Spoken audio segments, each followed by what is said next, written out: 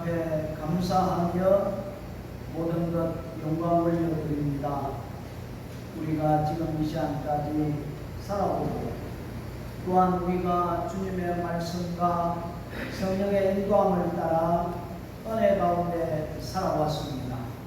오늘 이 시간도 저희들 감사함으로 하나님 앞에 예배하며 영광 돌리기를 원하오니 오늘 이 시간도 성령께서 저희들 붙잡아 주시고 말씀 가운데 바로 설 수 있도록 인도해 주옵소서. 하나님, 아픈 자가 있습니까? 근심을 가지고 있는 자가 있습니까? 말씀 가운데 은혜되게 하시고 치유함 받게 하시고 회복될 수 있도록 오늘 이 시간도 역사해 주옵소서. 예수님의 이름으로 기도드리겠습니다. 아멘. 이 시간 추수감사절 하나님 앞에 찬양으로 영광을 드리겠습니다.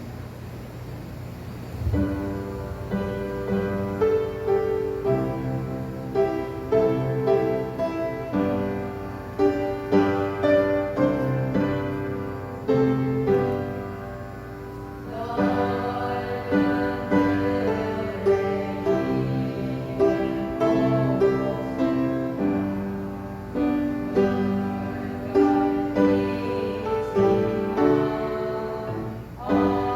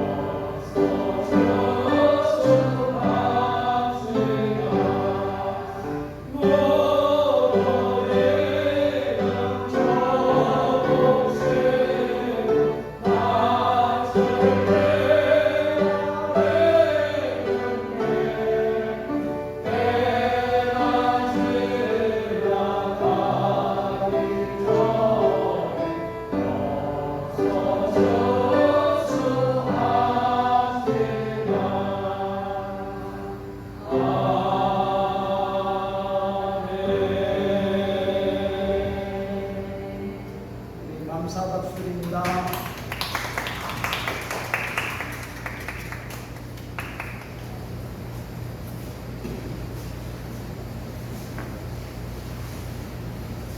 우리가 이 땅에 살아가면서 모든 것에 긍정적인 사고를 가지는 것이 참 좋습니다. 여러분, 우리 사람들은 자녀를 교육시킬 때에 어떤 방법으로 교육을 시키는지 아십니까? 예를 들어서 구약에 보면 다윗과 골리앗 이야기를 가지고 아이들을 가르친다고 합니다. 얘야, 이스라엘과 블레셋이 싸울 때에 골리앗이라고 하는 굉장히 큰 거인이 나타났는데, 그때 사울왕과 군인들이 어떻게 생각하냐면 너무나도 무서워서 우리는 저들을 공격할 수 없을 거라 그렇게 생각을 했어요. 그런데 다윗은 어떻게 생각했을까? 다윗이 골리앗을 보고 어떻게 생각했을까? 다윗은 골리앗이 너무 덩치가 크니까 자기가 물맷돌을 가지고 돌을 던졌을 때에 작은 사람은 맞출 수가 없는데 덩치가 너무 크기 때문에 던지면 잘 맞겠다. 사울과 그의 군인들이 생각하는 것하고 다윗이 생각하는 것하고 달랐습니다. 똑같은 상황 가운데 똑같은 장소에서 왜 다윗은 덩치가 크니까 내가 돌을 던졌을 때에 물맷돌을 던졌을 때 쉽게 잘 맞겠다. 그런데 사울과 그의 신하들 군인들은 벌벌 떨면서 우리는 이길 수 없다라고 이렇게 생각을 했습니다. 그래서 아이들에게 다윗이 가지고 있는 그런 생각들, 긍정적인 생각을 가지고 살아가야 된다라고 부모들이 아이들을 가르쳤다고 합니다. 그래서 사도 바울도 어릴 때부터 이런 교육을 통해서 긍정적인 사고를 가졌다는 말씀입니다. 여러분 한번 생각해 보십시오. 바울이 자기 동족에게 복음을 전하기 위해서 얼마나 많은 수고를 했습니까? 그런데 예수를 안 믿고 예수를 거역하고 또 예수 믿는 사람들을 핍박할 뿐만 아니라 자기가 예수를 전한다고 얼마나 심하게 했습니다. 그런데도 불구하고 바울은 실망하지 아니하고 긍정적인 생각을 가지고 일제에 이렇게 말하고 있다고 볼 수가 있습니다. 그러므로 내가 말하노니 하나님이 자기 백성을 버리시면요 그럴 수 없느니라. 나도 이스라엘이요 아브라함의 씨의 난 자요 비나는 지파라. 하나님이 선택한 이스라엘 백성을 다 버리지는 않는다는 겁니다. 누구의 예를 듭니까? 자기 자신이 예를 들고 있습니다. 나는 아브라함의 자손이요 또 베냐민 지파 중에 하나의 사람이다. 뭡니까? 옛날에 바울은 예수 믿는 사람들을 핍박했을 뿐만 아니라 예수 믿는 사람을 잡아 죽였거든요. 그런 자기가 변화되어서 예수를 믿고 예수를 전하니까 지금 이스라엘 백성이 예수를 믿는다 하지 않더라도 언젠가는 이들이 변화될 거다. 이렇게 긍정적으로 지금 바라보고 있다는 말씀입니다. 그래서 2절의 말씀에 보니까 하나님의 선택을 하는데 어떻게 선택한다고 말씀하고 있죠? 하나님의 미리 아심을 통해서. 여러분 우리는 분명히 이걸 알아야 되거든요. 어떻게 알아야 되냐 하면은 선택된 백성은 그냥 하나님이 이 사람은 선택하고 저 사람은 버린다는 것이 아니라 하나님은 공의로우신 하나님이기 때문에 모든 사람들에게 다 기회를 줍니다. 하나님은 은혜를 베풀어 주셨어요. 은혜를 베풀어 주셨는데 이 사람이 예수를 믿을 건가 안 믿을 건가 하나님 다 아세요. 다 아신다고. 하나님께서 아담과 하와를 만들어 놨을 때에 이놈들이 범죄할 건가 안 할 건가 미리 아셨어요. 그래서 누구를 선택했습니까? 자기 아들 예수 그리스도를 구원자로 선택하는 것을 볼 수가 있거든요. 미리 준비해 놓았다는 말씀입니다. 하나님의 미리 아심을 통해서 사람들을 선택한다는 겁니다. 자, 바울은 한 가지 예를 들어 또 설명을 합니다. 누구를 들어 설명하냐면 엘리야 선지자. 어느 시대의 사람입니까? 아주 우상 숭배했던 아합 시대의 사람이었던 것을 볼 수가 있거든요. 우리 3절 말씀에 우리 한번 볼까요? 3절 말씀 다 같이 보겠습니다. 시작. 주여, 저희가 주의 선지자들을 죽였으며 주의 제단들을 헐어버렸고 나만 남았는데 내 목숨도 찬자이다 하니. 정말 엘리야는 절망 가운데 소망도 없는 가운데 하나님 앞에 기도합니다. 하나님이요. 이제 하나님의 선지자들은 다 죽었습니다. 그리고 하나님 앞에 제사를 드리는 제단들을 다 헐어버렸습니다. 오직 나만 살았는데 나까지도 죽이려고 합니다. 하나님께 말씀을 드리는 거예요. 그랬더니 하나님이 엘리야의 그 말을 듣고 뭐라고 응답을 합니까? 뭐라고 말씀을 합니까? 4절 말씀해 볼까요? 저에게 하신 대답이 무엇이뇨? 내가 나를 위하여 바알에게 무릎을 꿇지 아니한 사람 7천을 남겨두었다 하셨으니. 보십시오. 이스라엘 백성이 하나님을 떠나서 우상을 숭배하고 하나님을 섬기는 사람 아무도 없는 줄을 알고 엘리야가 하나님께 말을 했는데 하나님 뭐라고 말씀합니까? 야야, 걱정하지 마라.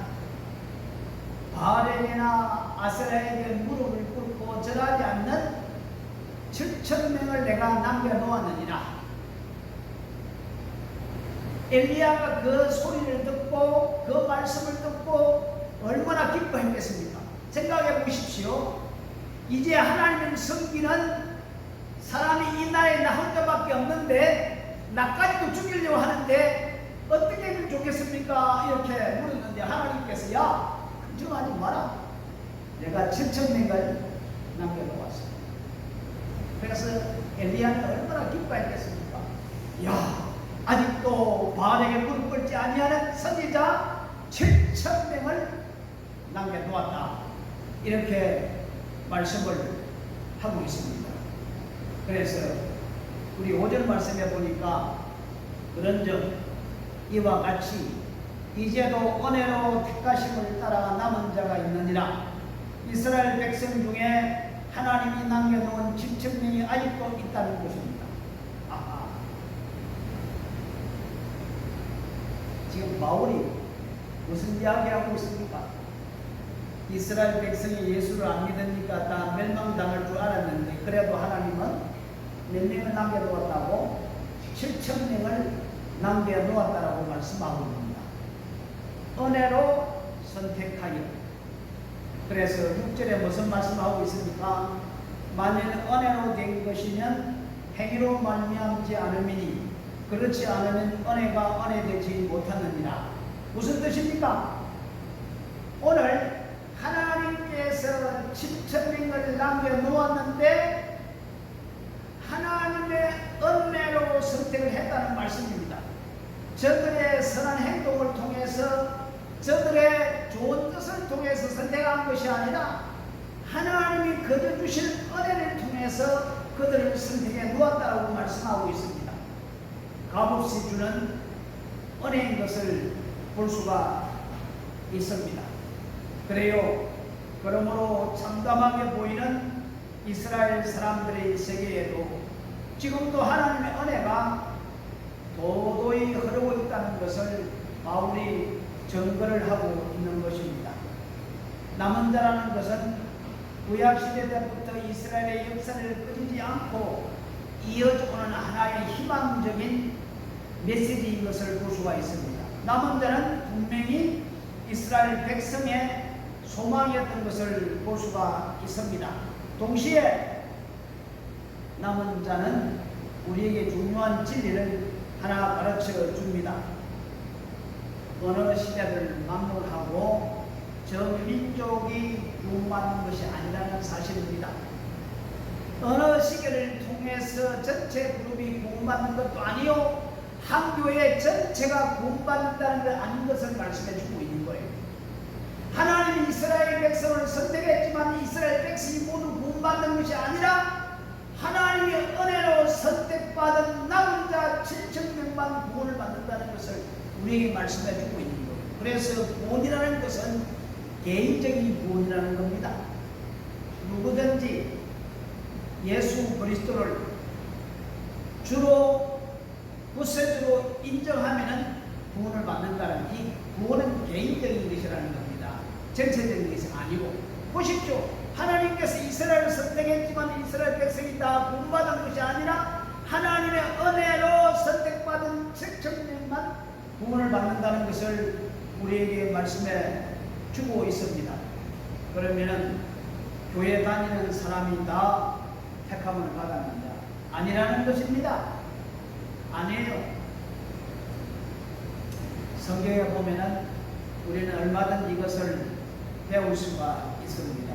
그러니까 구원은 어디까지나 개인적인 구원인 것을 볼 수가 있어요.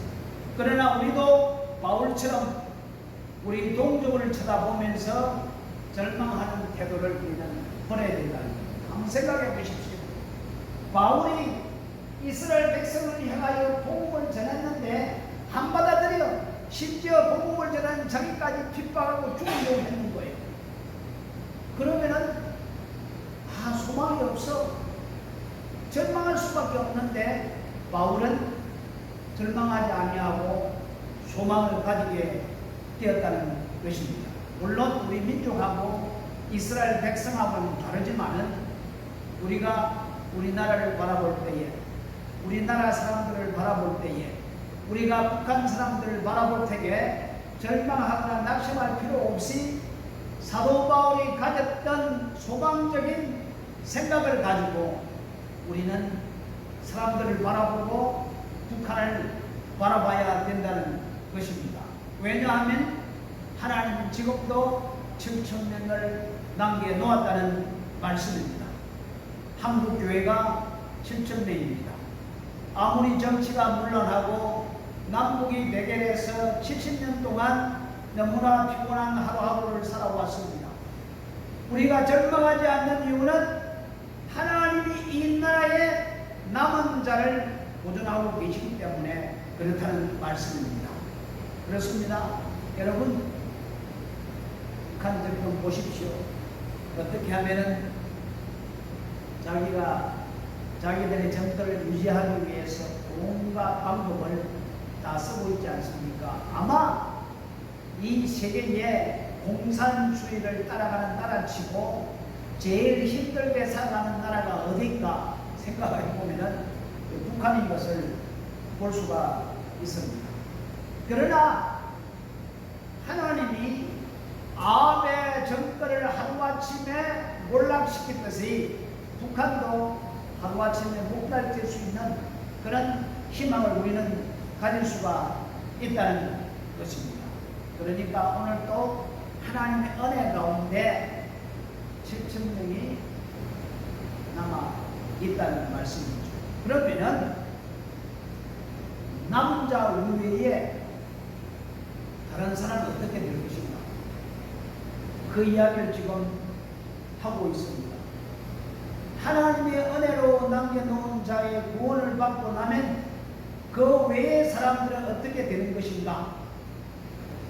우리 7절과 8절에 말씀하고 있습니다. 자, 7,000명 외의 사람들이 어떻게 되는가? 우리 7절, 8절 한번 읽어볼까요? 시작! 어떠한 이스라엘이 구하는 그것을 얻지 못하고 오직 택하심을 입은 자가 얻었고 그 남은 자는 완화하여졌느니라. 8절 기록된 바 하나님 오늘날까지 저희에게 오묘한 신령과 보지 못한 눈과 듣지 못한 귀를 주셨다 한가 같으니 보십시오. 하나님이 은혜를 주시지 아니하면은 사람들이 완하게 된다. 하나님의 은혜를 거절하면 사람들의 마음이 완악해진다고 말씀을 하고 있습니다.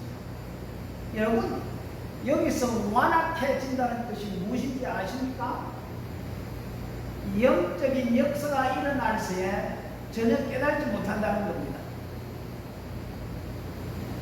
여러분, 우리 즐거움도 잠시 잠깐입니다. 우리의 고통도, 우리 아픔도 지나갑니다. 그런데 우리의 영혼은 어떻습니까? 영원한 것입니다. 영원한 것입니다.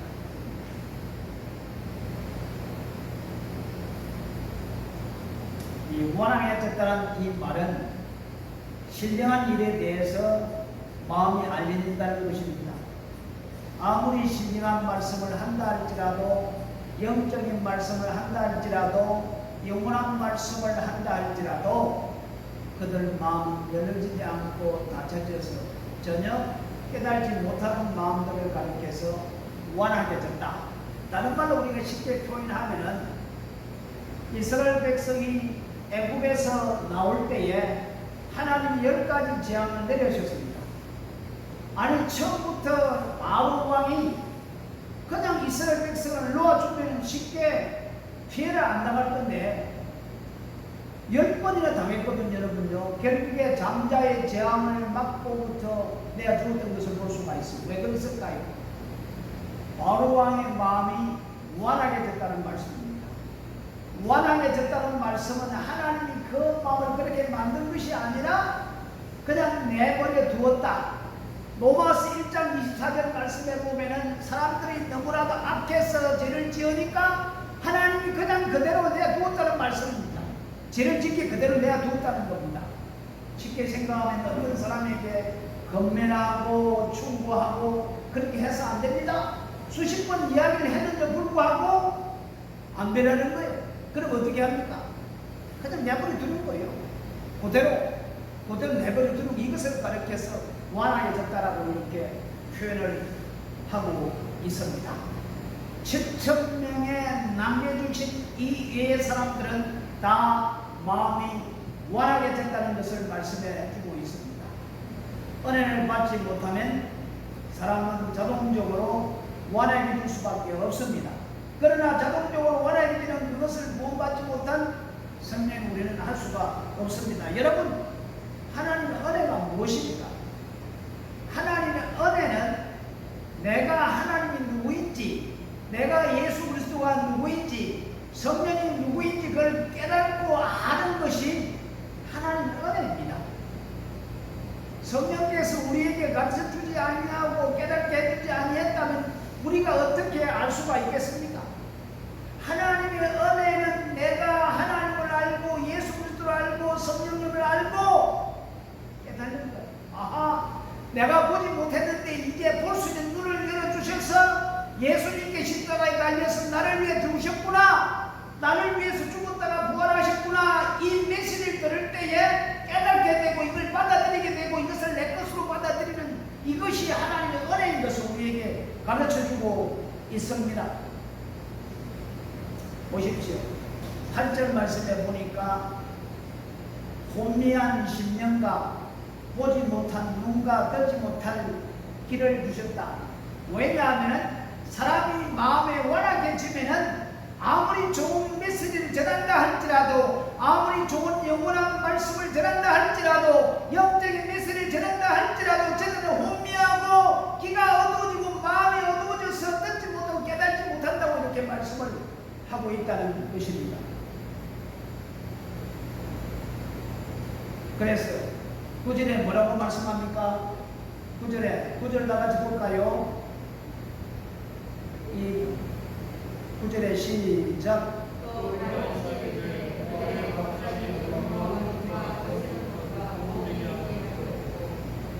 여러분, 이 바울이 이제 다윗의 글을 인용합니다.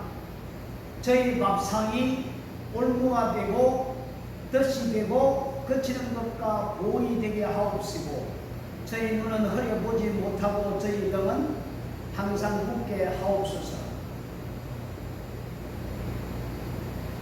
사람 마음이 악해서 복음을 듣지 못한다면 그런 사람들이 어떤 방법으로 이 세상을 살아가는가? 여기 보니까 밥상을 말하고 있습니다. 여러분, 여기 밥상이 뭐라고 생각합니까? 밥상. 그들의 감신사는 잘 먹고 잘 살고 즐기라는 것입니다. 모든 감신사가 그것밖에 없다는 겁니다. 마음이 완악한 사람들은 모든 관심이 바탕밖에 없다는 겁니다. 이 밥상이라는 것은 어떻게 잘 먹고 잘 살까? 어떻게 잘 살아갈까?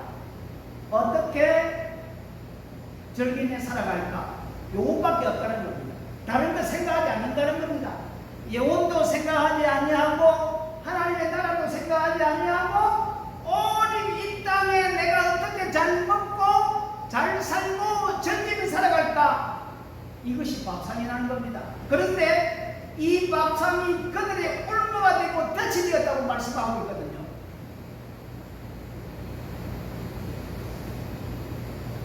어머니는 예수를 믿고 아들을 위해서 열심히 기도합니다.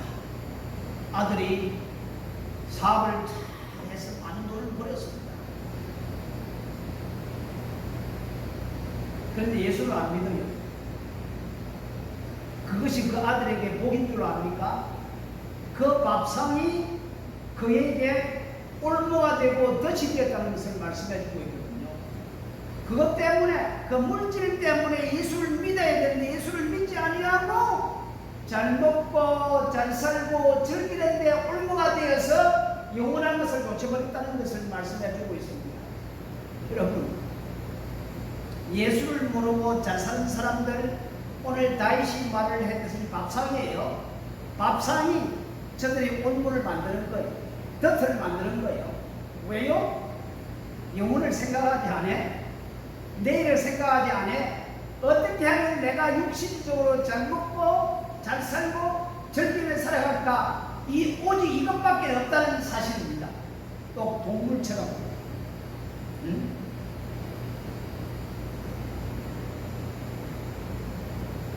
참, 그러니까 돈이 많이 있지 않다면 예수를 믿었을 텐데 돈이 많았기 때문에 예수를 놓쳐버렸습니다. 그래서 우리 예수님께서 그런 말씀을 하지 않습니까? 젊은 청년 많은 부자가 예수님께 찾아와서 선생님, 어떻게 하면 영생을 얻을 수 있겠습니까? 그랬더니 예수님께서 네가 가지고 있는 재산을 팔아서 가난한 자에게 나눠주고 나를 따르라. 그래야 하면 영생을 얻을 것이라 했는데 젊은 청년 가는 부자가 아무리 생각해보니 그럴 수 없어 심히 근심하고 고민하며 돌아갔더라. 그래서 예수님께 뭐라고 말씀합니까? 부자가 바늘 빅을 통과하는 것보다 낙타가 오히려 통과하는 게 쉽다. 아니 선생님, 어떻게 이 가능합니까? 사람은 할 수 없지만 하나님은 가능케 하느니라. 오늘날 많은 사람들을 올무와 덫으로 만들고 있지 않습니까? 응? 우리 마태복음 24장 38절로 39절 말씀에 보면은 예수님께서 이제 이 땅에 재림하실 때에 그 상황이 어떻게 되는가? 노아 때와 똑같다고 말씀하고 있거든요. 노아 때는 어땠습니까? 홍수 전에 노아가 방주에 들어가는 날까지 사람들이 뭐 했습니까?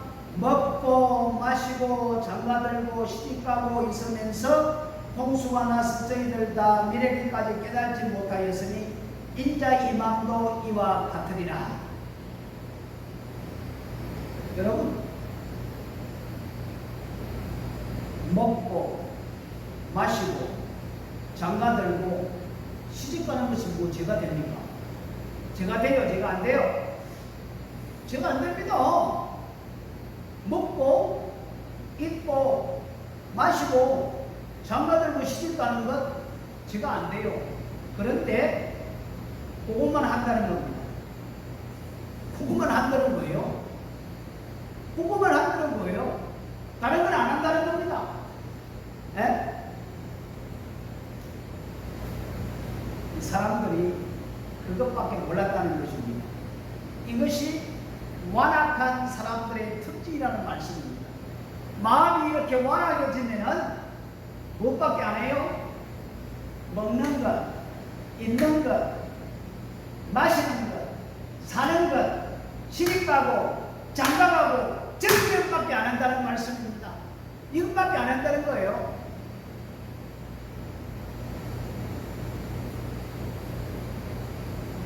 또 놀라운 사실 하나 더 있습니다.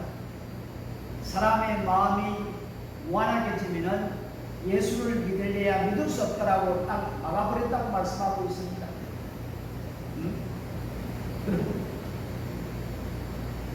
하나님이 은혜를 주시지 아니하시면 아무리 예수를 믿고 싶어도 믿을 수가 없어요. 하나님이 은혜를 주시지 아니하시면 아무리 회개하고 싶어도 회개할 수가 없어요. 하나님의 은혜만이 모든 것을 해결할 수 있다는 것을 우리에게 말씀해 주고 있습니다. 여러분, 어떤 사람이 이렇게 변명하면 될까요?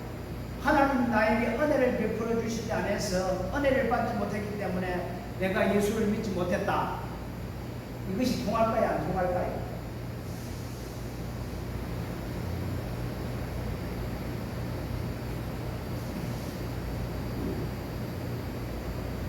한 친구가 한 친구에게 여보게 우리 술 한잔 하게. 그래서 둘이 만나서 술을 한잔 했습니다.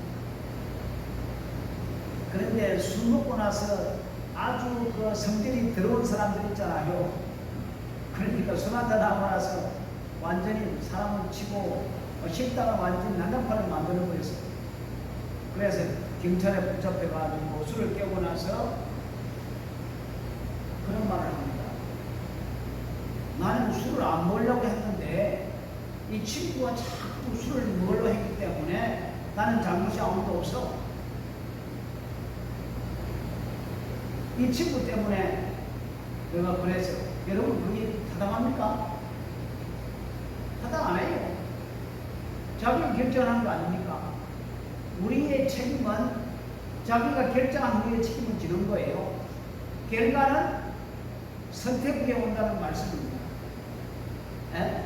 안 그렇습니까? 참 사람들이 마음이 완악해지면 이렇게 된다는 것을 우리에게 말씀해 주고 있습니다. 여러분, 많은 사람이 모였습니다. 하나님의 메시지를 전했습니다. 그 중에 모인 모든 사람들이 다 은혜를 받을까요? 아니에요. 은혜 받는 사람만 은혜를 받고 은혜 받지 못한 사람은 은혜 받지 못한다는 사실인 것입니다. 그래서 여러분, 오늘 이 시간 여러분 자신을 한번 생각해 보십시오. 이야, 참 감사하다. 들을 수 있는 길을 허락해 주셔서, 볼 수 있는 눈을 주셔서, 깨달을 수 있는 지혜를 주셔서 참 감사하다. 나 같은 죄인 하나님이 은혜로 선택해 주시고 구원해 주시고 지금까지 인도해 주신 것 참 감사하다. 여러분, 이 땅에 많은 사람들이 살지만은 모두가 예수를 믿지 않습니다. 뭐랄까, 이 땅에 한인들이 옛날에 500명, 600명 살았지만은 그 중에 몇 명이 예수를 믿습니까? 여러분, 이 예수를 믿는다는 것이 기적입니다. 여러분, 기적이에요.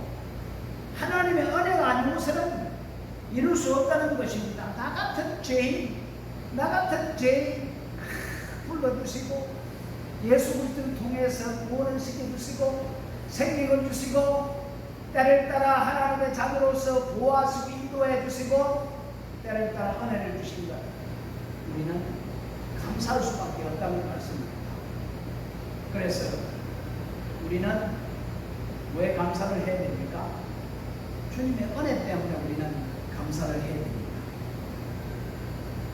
거의 2년 동안 코로나 사태를 지나오면서 우리가 숨쉬고 살아있다는 것이 참 기적이요 하나님의 은혜입니다. 오늘 아침에 급한 기도 제목을 받았습니다. 우리 옛날 파송한 우리 목사님, 원로 목사님 사모님이 코로나에 대해서 일산 백병을 입원을 했다고 기도해달라고 아침에 그런 메시지를 받았습니다. 그렇습니다.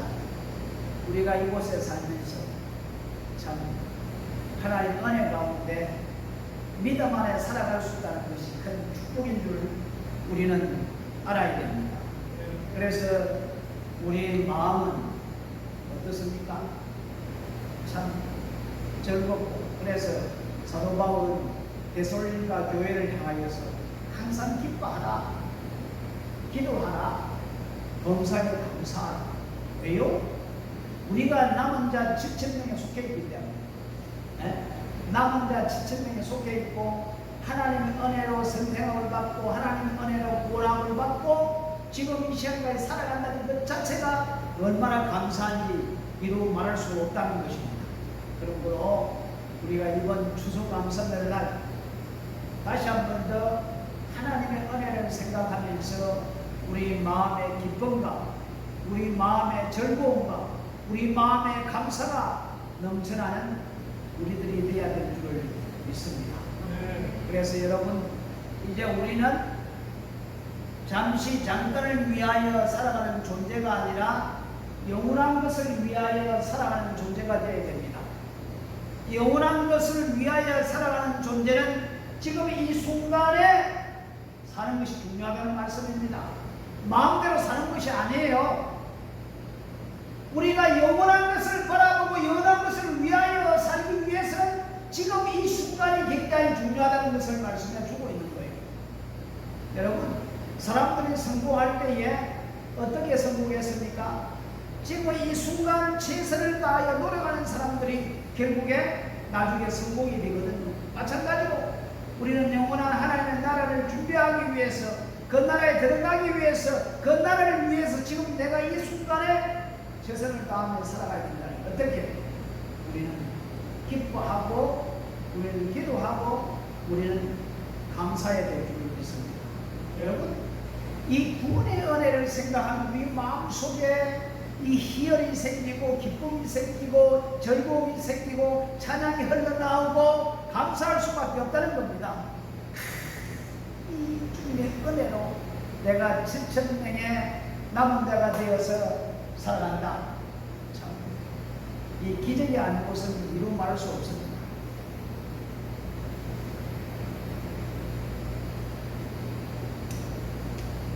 모르겠어요. 며칠 전에 우리 지금 가바도안 교회를 건축을 하는데 별로 예산이 별로 없어요. 그런데 어떤 사모님이 아주 귀한 물질을 보내주셨습니다. 그래서 그분이 온 텍스 가운데 목사님, 모든 것이 하나님 은혜입니다. 지금까지 지난 모든 것이 하나님의 은혜이며 그것을 깨달으라는 이런 텍스트를 보내왔더라고요. 아, 그렇습니다. 지금까지 우리가 지내온 이 모든 것이 하나님의 은혜다. 그래서 우리는 감사할 수밖에 없다. 왜? 은혜를 받은 사람 아닙니까? 은혜를 얻은 사람 아닙니까? 그럼 우리는 감사해야 돼요. 네? 은혜를 모르는 사람은 짜증을 내고 불만을 하고 불평을 하지 않습니다. 감사하는 사람은 감사가 나올 수밖에 없다는 사실입니다. 추수감사절 아침 우리가 추수감사를 지키면서 정말 주님의 그 은혜로 우리가 남은 자가 되어서 영원한 나라에 들어가지 않습니까? 또 하나님의 은혜로 때를 따라 우리에게 돕는 은혜를 베풀어 주시지 않습니까? 참 생각해 보십시오. 어떻게 2년 동안 살아왔는지 이 삶의 기적입니다. 이 가끔 가다가 우리 인도 차이나 반도 이 선교사님 파송한 선교사님들을 계속 우리 교회가 책임져 줘야 되는데, 이야 참 사실 인간적인 생각을 볼 때에 내일 고민이 이번 달 선교비를 해결하면 다음 달에 어떻게 선교비를 또 준비해야 될까? 자, 인간적으로 볼 때에 고민이에요. 그런데 또 한 달이 지나가면은 이야 또 하나님 은혜 가운데 잘 지나왔구나. 그래서 우리는 감사합시다. 네? 감사해야 돼요. 우리는 감사하며 살아가는 우리가 되어야 될 줄을 믿습니다. 그래서 이런 이 하나님의 은혜의 감격과 감사가 추수감사를 아침에 정말 우리 마음속에 샘 쏟아나는 그런 놀라운 삶이 되어야 될 줄을 믿습니다. 기도하겠습니다. 고마우신 우리 아버지 하나님 참 감사합니다. 우리가 하나님의 은혜에 선택함을 받고 7,000명의 남은 자가 되어서 예수 그리스도 안에 살아갈 수 있는 축복을 주신 것 감사합니다. 아버지, 이것을 깨닫게 하시고 이것을 받아들이게 하시고 우리의 마음과 삶을 통하여 감사할 수 있도록 저희들을 붙잡아 주옵소서. 오늘도 많은 사람이 이 땅에 살아가고 있지만 예수를 믿는 사람이 얼마나 됩니까? 구원을 받은 사람이 얼마나 됩니까? 영원한 하나님의 나라를 바라보며 살아가는 자가 얼마나 됩니까? 그렇지만 저희들을 7,000명에 속한 자로 선택해 주시고 은혜를 주신 것 감사합니다. 더욱더 감사함으로 살아가게 하시며 하나님을 위하여 예수 그리스도를 위하여 살아갈 수 있는 저희 모두가 될 수 있도록 주여 인도해 주시옵소서. 예수님의